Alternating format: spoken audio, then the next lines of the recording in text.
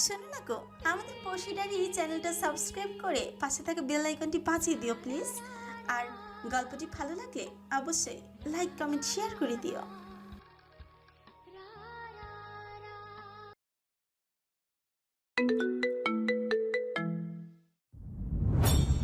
রিফাত ফট করে ছেড়ে দেয় ইয়ানার বাহু। ছাড়া পেতে ইয়ানা অন্য হাত দিয়ে রিফাতের ধরে রাখা জায়গাটায় হাত দেয়। ব্যথা টনটন করছে।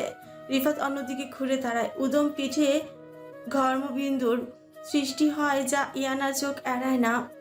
দু আঙ্গুল কপালে ঘষে নিজেকে শান্ত রাখার চেষ্টা করে রিফাত। সে কিভাবে নিজের নিয়ন্ত্রণ হারিয়ে ফেলেছে।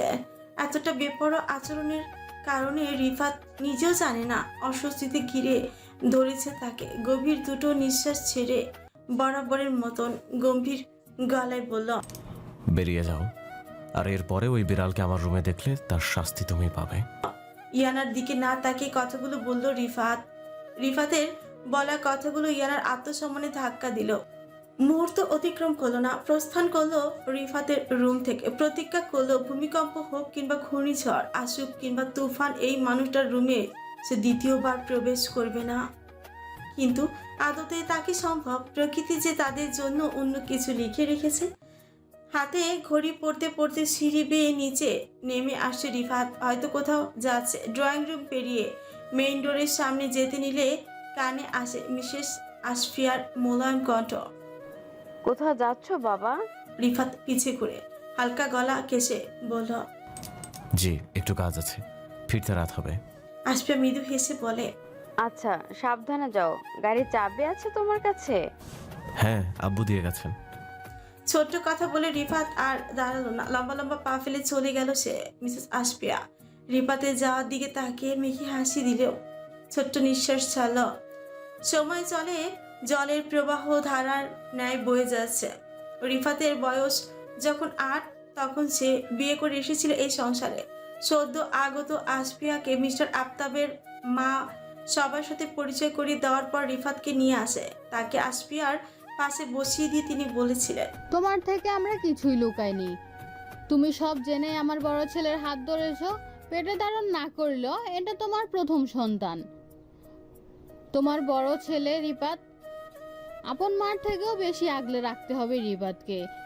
তোমার বর, শ্বশুর আর আমার কলিজার টুকরা। তাই কোনো ধরনের কমতি আমরা বরদাস্ত করব না। তা বলে তুমি বাচ্চা নিতে পারবে না সেটাও কিন্তু নয়, অবশ্যই নিতে পারবে, কিন্তু এক চোখে নুন আর এক চোখে তেল সেটা করো না। রিফাতের দাদির কথাগুলো বলে উঠে চলে যায়, কিন্তু রেখে যায় এক বিশাল দায়িত্ব, আকাঙ্ক্ষা। সদ্য বিবাহিত ২১ বছর বয়সী আসফিয়া যেন একসাথে দুইটা সম্পর্ক মিশ্রিত হয়ে গিয়েছিল। যে দুটো সম্পর্ক ছিল অত্যন্ত মূল্যবান, সূক্ষ্ম, যা শুধু যত্নের সাথে টিকিয়ে রাখা সম্ভব। সত্যি সে তো সব জেনি মিস্টার আফতাবের হাত ধরেছিল। তার সুন্দর আচরণ, কথা আর অমায়িক ব্যবহারে মোহিত হয়েছিল আসফিয়ার হৃদয়। তাই হয়তো এক ছেলের বাবা জেনেও সম্মতি জানিয়েছিল এই বন্ধনে আবদ্ধ হওয়ার। আসফিয়া পাশে তাকালো, দেখলো এক শুভ্র রাঙা মায়াবী চেহারা ছেলেকে, যে টুকুর টুকুর করে নয়নে তাকেই দেখে চলেছিল। হয়তো ভাবছিল, এই নতুন মানুষটাকে। আসফিয়া মৃদু হেসে তার মুখে হাত বুলিয়ে দিল। মনটা প্রবল আশায় ঢেকে গেল। কান্না পেল এটা ভেবে যে এই ছেলে তার এইটুকুন বয়সে মা হারিয়েছে। আর অন্যদিকে আনন্দের অনুভূত যে এই ছেলের মা হওয়ার সৌভাগ্য সে অর্জন করেছে। রিফাতকে দেখে তার মাতৃত্ব জেগে উঠেছে। এই ছেলেকে ভালো না বেসে সে থাকবে কি করে? যে একবার রিফাতকে দেখবে সে তাকে আদর করতে বাধ্য। আর আসফিয়া তো এই সংসারে, এই বাড়িতেই থাকবে। সে কি করে এ বাচ্চাকে দূরে সরিয়ে রাখবে? সে তো আগলে নিবে রিফাতকে নিজের বুকের ভেতর। মাতৃ ভালোবাসা উজাড় করে দিবে। আসফিয়া রিফাতকে নিজের সামনে দাঁড় করে হাত দুটো নিজের হাতের মুঠোয় নিয়ে মৃদু হেসে বলল, তুমি জানো আমি কে? রিফাতের মনে প্রশ্ন। আসফিয়ার মুখে শুনে বিচলিত হয়ে ডানে বামে মাথা নাড়তে আসফিয়া বিস্তর হেসে বলল, আমি তো তোমার মা। কথাটি কর্ণঘাত হতেই রিফাত ফ্রি কুচকে ফেল। আসফিয়ার হাতের মুঠো থেকে নিজের হাত ছাড়িয়ে অল্প স্বরে বলল, আমার মা তো তারাদের দেশে চলে গেছে, আমায় আব্বু বলেছে তুমি আমার মা না, তুমি আমার মা না। এক দৌড়ে বেরিয়ে গেল রুম থেকে রিফাত। আশফিয়ার সার্বাঙ্গ কেঁপে উঠল, চোখ থেকে গড়িয়ে পড়লো বাড়ি কণা, বুকটা ভারী হয়ে গেল। বাচ্চা ছেলেটির দু চারটা কথা আশফিয়া যেন উড়ন্ত ধুলোর ন্যায় আছড়ে পড়লো দূরে কোথাও। সেদিন থেকে শুরু হলো রিফাত আর আশফিয়ার মধ্যকার দূরত্ব। আশফিয়া যতই দূরত্ব কমিয়ে নিয়ে রিফাতকে আগলে নিতে চাইতো, রিফাত যেন ততই দূরত্বের মাত্রা বাড়িয়ে নিত। কথাও বলতো কম, বলতো না বললেই চলে। অত্যাধিক বেশি প্রয়োজন পড়লে আশফিয়াকে আন্টি, বলেই সম্বোধন করত মিস্টার আফতাব। এই বিষয়ে রিফাতকে বোঝাতে গেলেও তার কথা কর্ণ ব্যতীত হৃদয় আঘাত করেনি কখনো। ওই যে তার উপর চাপিয়ে দেওয়া কোনো সিদ্ধান্ত সে কখনই মেনে নেয়নি। কাঁধে কারো হাতের স্পর্শ পেতে চমকে উঠলেন মিসেস আশফিয়া। ঘাড় ঘুরিয়ে দেখে ইয়াসমিন বেগম দাঁড়িয়ে আছে ভ্রুকুচকে। আশফিয়ার ক্লান্ত করুণ মুখের উপর দৃষ্টি রেখে ইয়াসমিন বেগম জিজ্ঞেস করল, কি হয়েছে আপা, মুখটা এরকম দেখাচ্ছে কেন? ও কিছু না, ভাত বসিয়ে দিয়েছিস? হ্যাঁ, সে তো কখন বসিয়ে দিয়েছে। আশফিয়া মৃদু হেসে বলল, ভালো করেছিস। আমি যাই, তরকারিটা বসিয়ে দিই, তুই যা গোসল করে নে। আর ইয়ানা কি করে? মেয়েটা সেই নাস্তা করে গেল আর নিচে নামলো না। তুই যা দেখ ওকে শরীর ঠিক আছে কিনা। এই বলে আশফিয়া রান্নাঘরে চলে গেল। তার মনে এক অদ্ভুত অস্থিরতার জন্ম নিয়েছে, যা এখন দৃঢ়ভাবে আঁকড়ে ধরেছে। অস্থিরতার কারণ রিফাত তাকে মেনে নেবে তো? তাকে দূরে ঠেলে দেবে না? তাদের পবিত্র সম্পর্কের বাঁধনে নিজেকে বাঁধবে তো রিফাত? এই ধরনের নানান রকমের প্রশ্ন মাথায় জেঁকে বসেছে আশফিয়ার। দরজা থেকে রুমে প্রবেশ করতেই দেখে ইয়ানা হাতে গল্পের বই নিয়ে বিছানার কিনারে বসে আছে, পাটা ব্ল্যাঙ্কেটের মধ্যে রাখা। হাতে বই থাকলে স্থির জানালার বাইরে সূক্ষ্মভাবে কি যেন দেখে চলেছে সে। কোনো এক গভীর চিন্তায় বিভোর, আশেপাশে কোনো খেয়াল নেই তার। ইয়াসমিন এগিয়ে এসে ইয়ানার মাথায় হাত রাখতে মেয়েটা এক ঝটকা চমকে ওঠে। বড় বড় চোখে মায়ের দিকে তাকে বিচলিত হয়ে মাথা ডানে বামে লম্বা লম্বা করে শ্বাস নিচ্ছে। ইয়াসমিন বেগম মেয়ের কাণ্ডে দেখে হতবাক। সে জানে ইয়ানা ভয় পায় যখন হুট করে কেউ তার গায়ে হাত দেয় বা পেছন থেকে ডেকে ওঠে। এরকম ভয় মোটামুটি সমস্ত মানুষের মাঝে থাকলেও ইয়ানার মাঝে তা অত্যাধিক বেশি। দীর্ঘশ্বাস ফেলে ইয়ানার পাশে বসে ইয়াসমিন বেগম। আমি তো এইভাবে ভয় পেলে হবে? তোকে দেখে আমি ঘাবড়িয়ে যাই। ইয়ানা পানি পান করে ঠোঁট উল্টিয়ে বলল, আমি কি ইচ্ছা করে ভয় পাই? এটা তো আমার হয়। আর তুমি হুট করে মাথায় হাত রাখলে আমি ভয় পাবো না বুঝি? আচ্ছা থাক, হয়েছে, বুঝেছি আমি। কি করছিস? নাস্তা করে সেই যে রুমে এসেছিস আর নিচে যাসনি? তোর আন্টি মা চিন্তা করছিল। আয় রে, আমি ঠিক আছি দেখো, একদম ফিট। নিচে যেতে ইচ্ছা করছিল না, তাই গল্প পড়ছিলাম। কোনো দরকার ছিল? না না, আচ্ছা আমি যাই, তুইও গোসল করে নে। ইয়ানা সম্মতি জানিয়ে আচ্ছা। বলি বইয়ের পাতা দৃষ্টি রাখে। ইয়াসমিন বেগম দরজা পর্যন্ত এগিয়েও থেমে যায় কি মনে করে, আবারও ইয়ানার সামনে আসে। মায়ের আবার ফিরে আসাতেই ইয়ানা বই বন্ধ করে বলে, যাচ্ছি মাম্মা গোসল করতে একটু। ইয়ানা, রিফাতের সাথে তুই দেখা করেছিস? কথা বলেছিস তুই? ইয়ানা স্তব্ধ খেয়ে গেল। তার পুরো কথা শেষ হওয়ার আগেই মায়ের এরকম প্রশ্ন শুনে শরীর কেমন ঝিম ধরে উঠল। কি বলবে কিছু ভেবে পেল না, চুপ হয়ে গেল একদম। গলা শুকিয়ে আসছে, দাঁত দিয়ে নিজের ঠোঁট কামড়ে ধরে রেখেছে। ব্ল্যাঙ্কেটের তলায় দু হাত খসছে। মেয়ের চুপ করে থাকা দেখে ইয়াসমিন বেগম তার পাশে বসে বলল, কি হলো বল নাকি? না না মাম্মা, আজ সকালে ছাদে দেখা হয়েছে আমাদের। ইয়াসমিন বেগমের ঠোঁটে একটা বিস্তর হাসির রেখা ফুটে উঠল, যে হাসিতে লুকিয়ে আছে সুখ, সন্তুষ্টি। ইয়ানার গালে হাত রেখে বলল, কথা বলেছিস? কি বললো তোকে দেখে? সালাম দিয়েছিস তো? বাচ্চামি করিসনি তো ওর সামনে? ভালো করে কথা বলেছিস? ইয়ানার মাথা ঘুরছে তার মায়ের কথা শুনে। যদি সে বলে রিফাতের সাথে কিরকম ধরনের কথা বলেছে, তাহলে আজ সে আর আজ তো থাকবে না, কিন্তু কিছু তো বলতেই হবে, না হলে আজ তার মা মাদার তেরেসা এই একই প্রশ্ন করতে করতে তার মাথা খেয়ে ফেলবে। ইয়ানা দাঁত বের করে একটা হাসি দিল, আমতামতা করে ইনি বিনি বলল, আরে হ্যাঁ হ্যাঁ, কথা বলেছি। এবার জিজ্ঞাসা করো না যে কি কথা বলেছি, সব বলতে পারবো না। এবার তুমি যাও, আমি গোসল করতে যাব।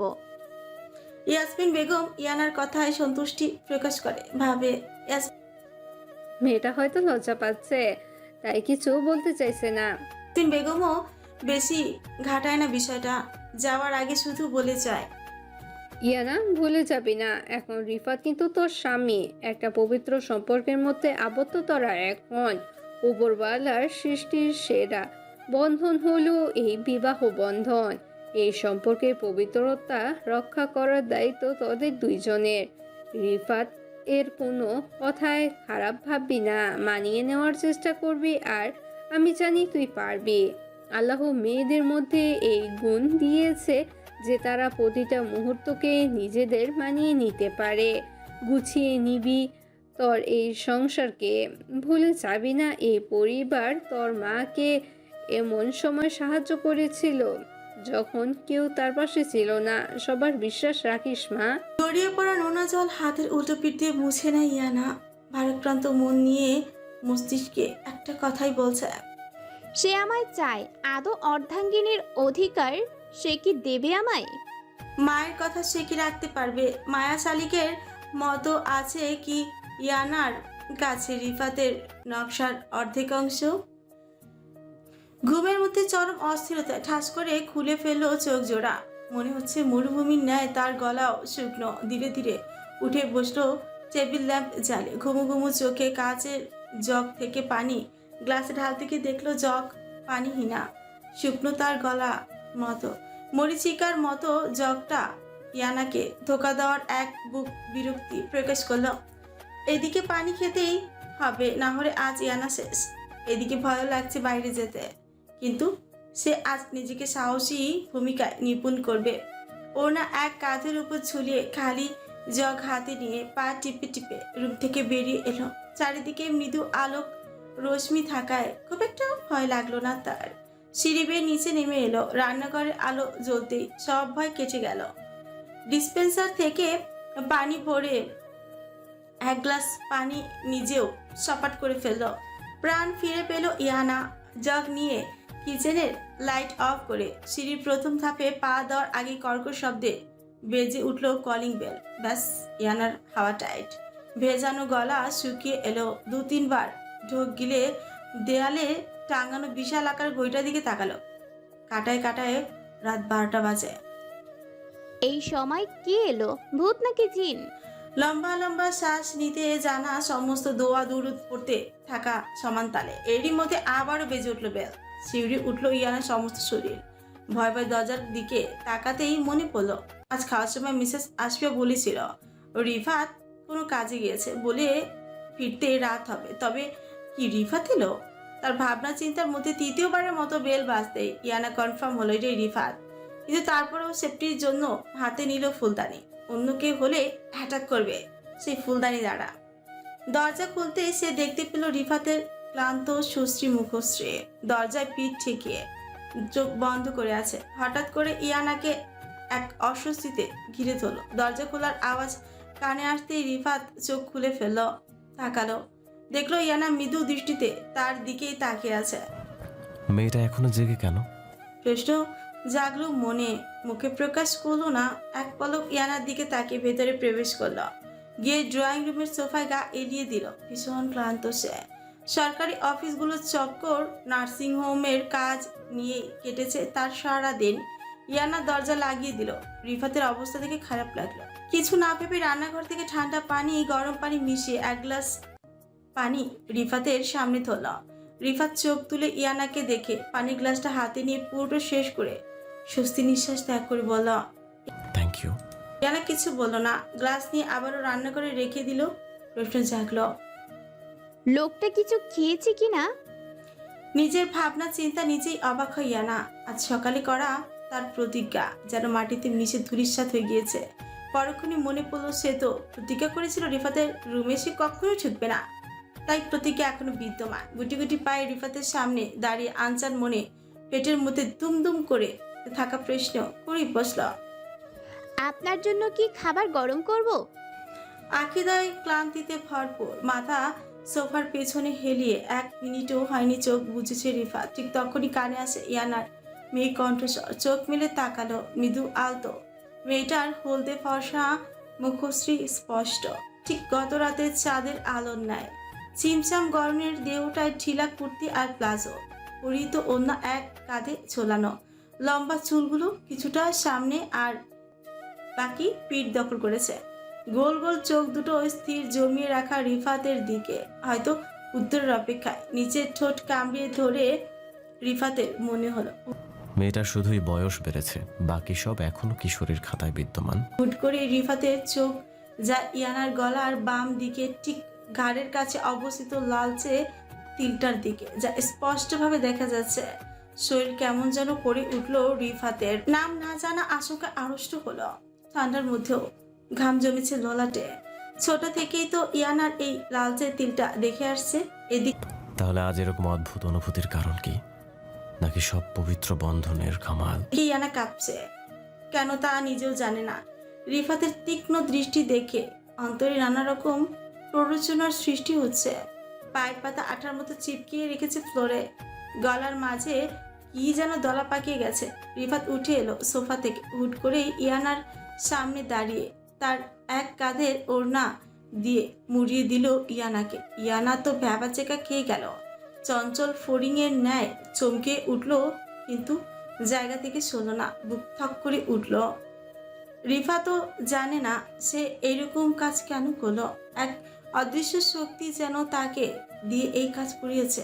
রিফাত সরে গেল, নিজের কপালে পড়ে থাকা চুলের মাঝে যত্নে আঙুল দ্বারা পেছনে ঠিকই দিয়ে বলল, না, আমি খেয়ে এসেছি, রাত অনেক হয়েছে, যাও ঘুমিয়ে পড়ো। চলে যেতে নিলে আবারও ঘুরে ইয়ানার উদ্দেশ্যে বলে, এরপর কাউকে মারার প্ল্যান করলে লাঠি বা অন্য কিছু হাতে নেবে। ওই ফুলদানি তোমার তুলনায় একটু বেশি ভারী, পরে নিজেই ব্যথা পাবে। বলে সিঁড়ি বেয়ে উঠে চলে গেল রিফাত। আর ইয়ানা হা হয়ে তাকিয়ে রইল তার যাওয়ার পথে।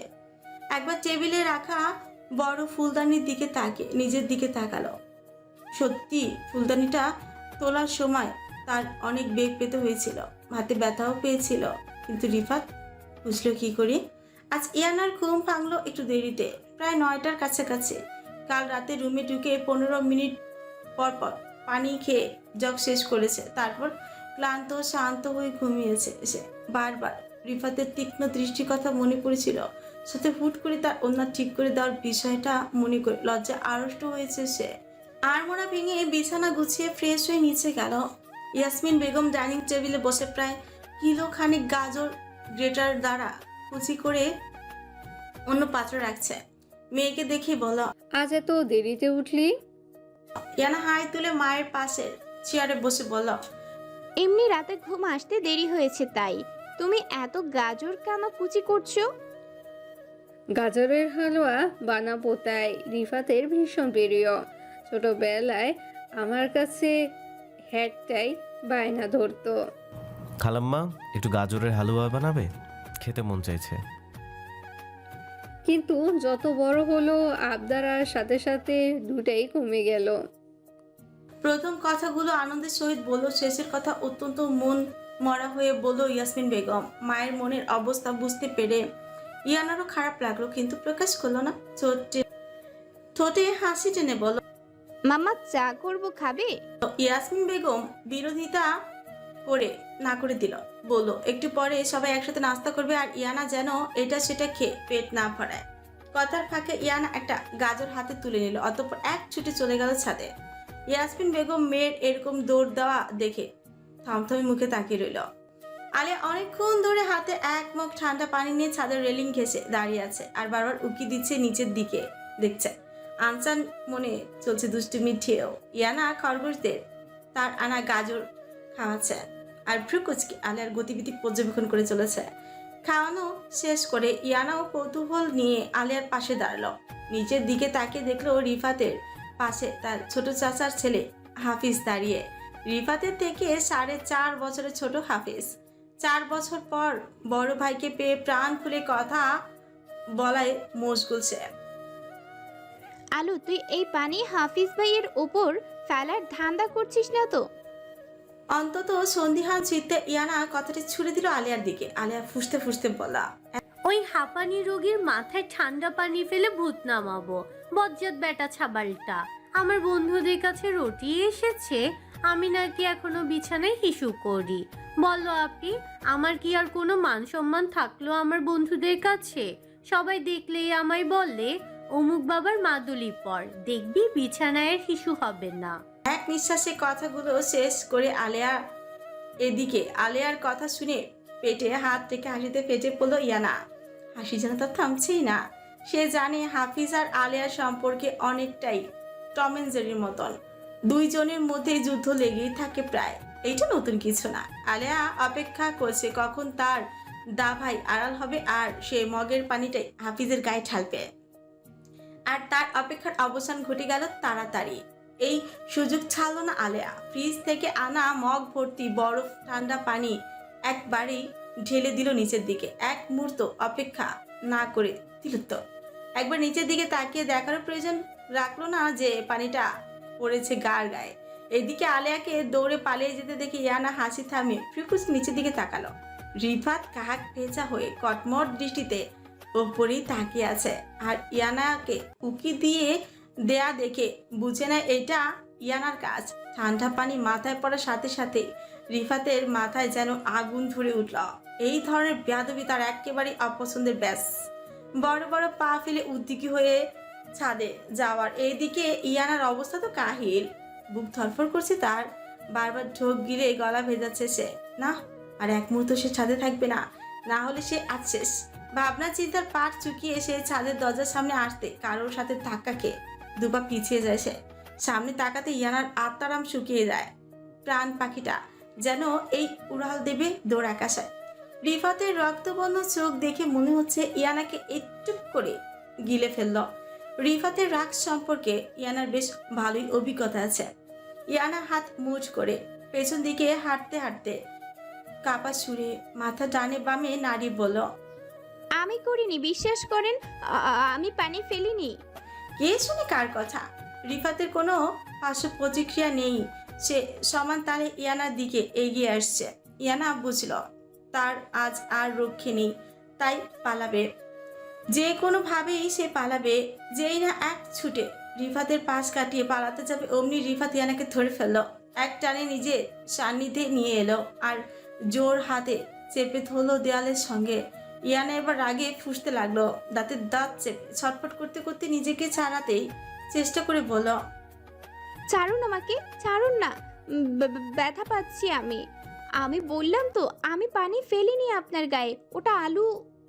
আর বলতে পারলো না রিফাত। কল চালিয়ে পাইপ হাতে নিয়ে ইয়ানার মাথার উপর ধরতেই পানিতে জুবুথুবু অবস্থা হলো তার। মাথা থেকে পা পর্যন্ত ভিজে একাকার হয়ে গেছে ইয়ানা। শরীরের কাপড় লেপটে গেল। উঠানামা শরীর স্পষ্ট হতে শুরু করলো। লজ্জায় মিয়ে গেল মেয়েটা। শরীর কেঁপে উঠেছে ক্ষণে ক্ষণে। কিছু না করেও এই শাস্তি তার কাম্য নয়। সীমা অতিক্রম করলো ইয়ানার রাগ অভিমান। তার কথা একবারও কি শোনা যেত না? ঠান্ডায় কাঁপতে শুরু করলো। লজ্জায় আর রাগে কান্না পাচ্ছে প্রচুর। রিফাত ইয়ানার দিকে তাকাতে চমকে উঠল। চোখগুলো ইয়ানার ভাতযুক্ত শরীরে আটকে গেল তার। পরক্ষণেই চোখ ফিরিয়ে হাতে থাকা পাইপ ছুঁড়ে ফেললো অন্য পাশে। কি হয়েছিল তার হঠাৎ? একটু কি আয়ত্তে আনা যেত না তার রাগ? অস্বস্তিতে জর্জরিত হলো রিফা। মিহি কাপা কণ্ঠস্বর, ভীষণ বাজে আপনি। আমায় এই পরিস্থিতিতে না ফেলে একেবারে ছাদে থেকেই ফেলে দিতেন, তাহলে শান্তি হতো আপনার। কথাটি বলেই অন্যটা ভালো করে গায়ে জড়িয়ে দৌড়ে নিচে চলে গেল ইয়ানা। আর রিফাতের দিকে ছুড়ে দিল এক গাদা রাগ অভিমানের পাথর। ফোনের ওই পাশ থেকে জোরে হাসির আওয়াজ, এক বুক বিরক্তি প্রকাশ করলো আলেয়া।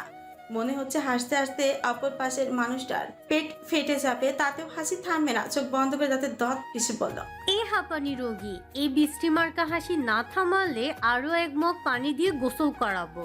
হাফিজ হাসি চাপার চেষ্টা করে বলল, আরে গাধা, পানিটা কার উপর ফেলেছিস সেটার খেয়াল আছে?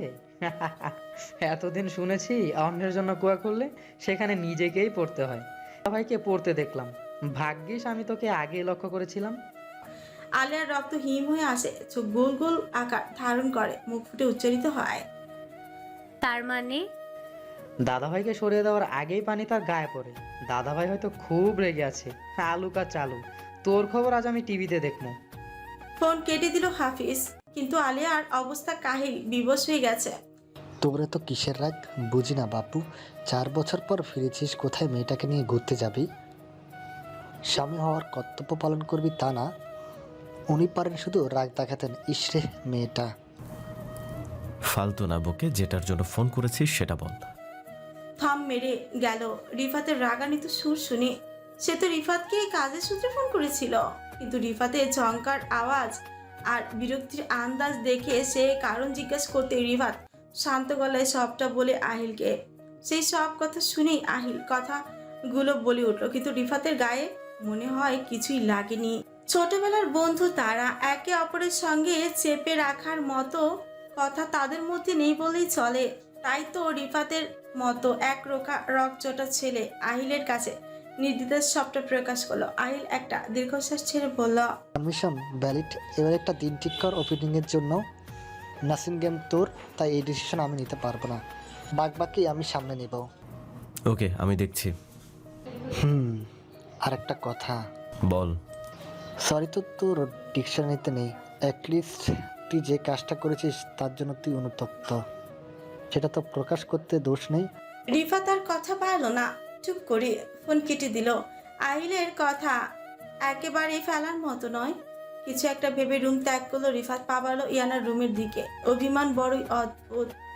রাগে আমরা নিজের অনুভূতির বহিঃপ্রকাশ ঘটালেও অভিমানে আমরা মিলিয়ে যাই, দূরে সরে আসি সেই মানুষটা হতে, যার কাছ থেকে আমরা সেই কাঙ্ক্ষিত পীড়াদায়ক অনুভূতির উপলব্ধি ঘটাই। এরই মধ্যে কেটেছে 4 দিন।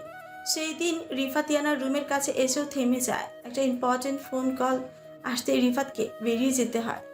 রাতে অনেক দেরিতে ফেরে ক্লান্ত হাওয়াতে ফ্রেশ হয়ে ঘুমিয়ে পড়ে রিফাত। সেই দিন আর কথা হয় না দুইজনের। রমণীর মোহিতে যেমন পুরুষ বেপরোয়া, তেমনি রমণীর অভিমানে পুরুষ অগোছালো। রিফাতের অবস্থাও কিছুটা অগোছালো। সে কি করবে না করবে ভেবে পাচ্ছে না। মেয়েটার অভিমান তাকে এত উদ্বিগ্ন করছে কেন বারবার মেয়েটাকে চোখের দেখা হলেও দেখতে চাইছে।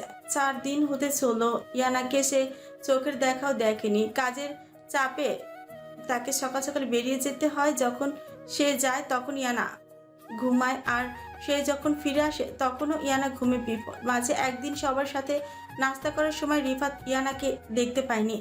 কাউকে এই বিষয়ে প্রশ্ন করতেও দ্বিধাবোধ করছিল রিফাতের।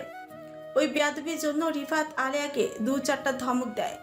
আজ তার ওই কাজটার জন্যই এত কিছু। মেয়েটার বয়স এখনো কিশোরীর খাতায়, দুষ্টুমি তার হাতে মোয়া, তাই তাকে বেশি বকলে হিতে বিপরীত হতে পারে। তার উপর বোন তার বড়ই আদরের। আলিয়া কান্না করে দেয় ধমক শুনে। অতঃপর রিফাত তাকে বোঝায় আর বলে এরকম কাজ যেন দ্বিতীয়বার না করে। হালকা উষ্ণ রোদের মাঝে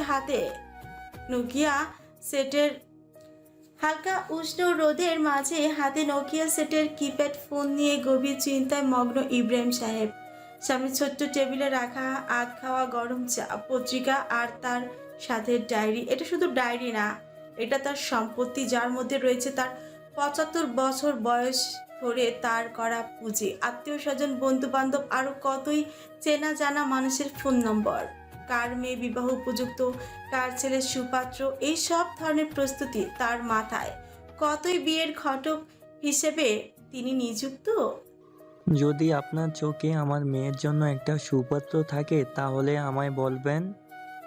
তিনাকে শুধু বলতে দেরি। তাদের কথা শেষ হওয়ার আগে ইব্রাহিম সাহেব নিজের ম্যাজিক্যাল ডায়েরি থেকে 5 থেকে 6 জন বিবাহ উপযুক্ত ছেলের নাম্বার বের করে দেবে। অনেক চিন্তা ভাবনার পর ইব্রাহিম সাহেব ফোন করে তার ছেলে মিস্টার আফতাবকে। ফোন নাম্বার ভেসে ওঠার সাথে সাথে ফোন রিসিভ করে কানে ধরে আফতাব হোসেন। সালাম দিয়ে জিজ্ঞেস করে, আব্বা তুমি ঠিক আছো তো? হঠাৎ এরকম ভাবে ফোন করলে? ইব্রাহিম সাহেব ডাটো স্বরে বলল, আরে হ্যাঁ হ্যাঁ ঠিক, আমি আছি। দাদু ভাই, এর ঘরের ছেলে মেয়ে না দেখে আমি কোথাও যাচ্ছি না।